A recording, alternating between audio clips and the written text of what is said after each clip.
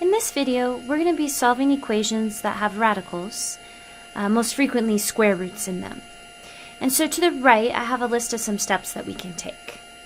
If you want to solve an equation with a square root in it, isolate that square root first. Make sure it's by itself on one side of the equation. Then we can square both sides to get rid of that radical. On the left-hand side, I'll be left with just 6x plus 7. Squaring and a square root are inverse operations, so they undo each other. I'm going to use FOIL on the right-hand side. First is x squared, outer is 2x, inner is 2x, last is 4.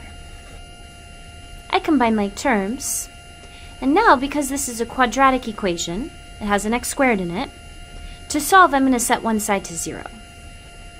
I want the x squared to be positive, so I'll subtract everything on the left-hand side. And I get 0 equals x squared minus 2x minus 3. This can be factored. I need product of negative 3, sum of negative 2. Minus 3 and plus 1 work. So if I set the factors equal to 0, I get solutions of 3 and negative 1. But finally, there's this fourth step here. We actually have to check our solutions. That's because when you square an equation, you lose a little bit of information. You lose information about whether something was positive or negative.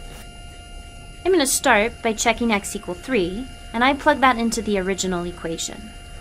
6 times 3 is 18. 18 plus 7 is 25.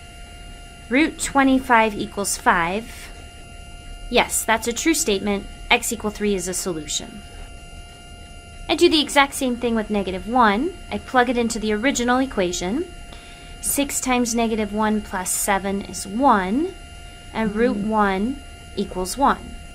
This one also checks out. So I have two solutions to this equation.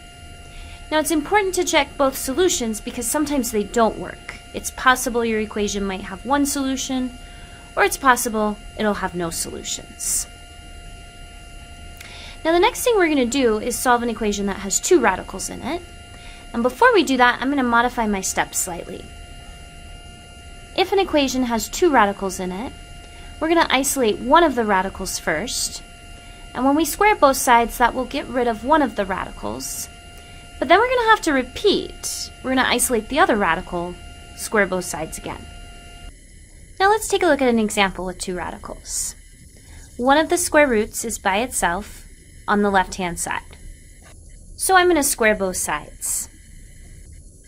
Squaring one radical gets rid of it, and we're just left with x plus 8.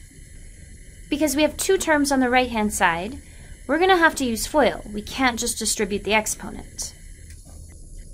First is root x times root x, which is just x.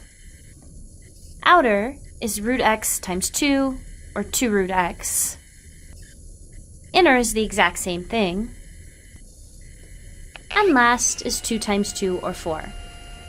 So now I'm going to combine like terms. The 2 root x plus 2 root x can be added together to give me 4 root x. Squaring both sides got rid of only one of the radicals, and so now I have to isolate the other radical and square both sides.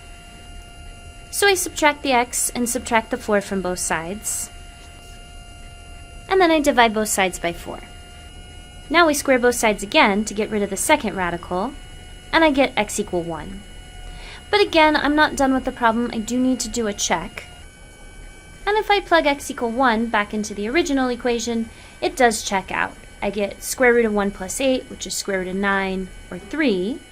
And then on the other side, root 1 plus 2 becomes 1 plus 2, or 3. So this solution does work.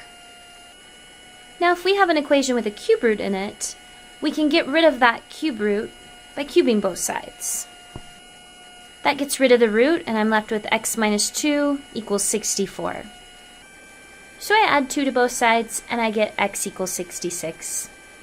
You can check your answer if you want, but you actually don't need to check any answers when you have odd roots. It's only those even roots, which lead to even powers, where you lose that information about negatives.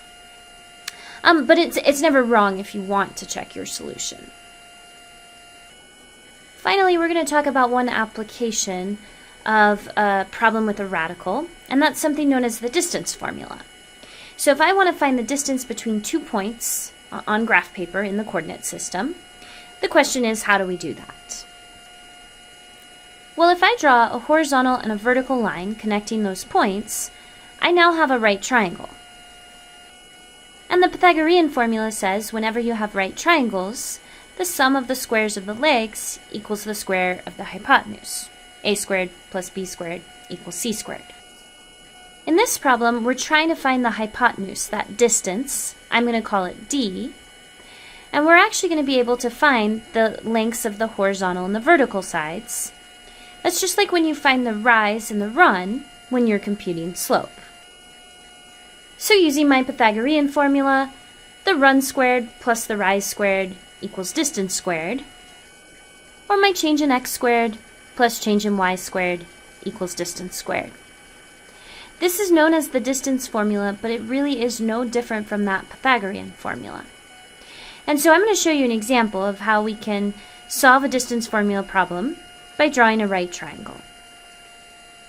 So let's consider the example, find the distance between the points -2, 5 and 4, 2.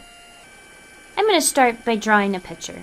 I plotted both of those points, and I want to find the length of that line segment that connects them. So I draw a vertical and a horizontal line. I could just count the boxes to find the rise. To go from one point to the other, it looks like we have to go up 3. Yep, from y equals 2 to y equals 5. Or I could subtract the y values. 5 minus 2 is 3. For the run, we can do the same thing. I could count the boxes. From -2 to x equal 4 is a total of 6 units. Or we can subtract the x's. 4 minus a -2 becomes 4 plus 2, or 6. Then using my Pythagorean formula, 3 squared plus 6 squared equals d squared. 9 plus 36 equals d squared. D squared equals 45. So that means d is root 45. 45 is not a perfect square, but 45 is the same as 9 times 5, and root 9 is 3, and so my final answer is 3 root 5. That's it for today. Let me know if you have any questions.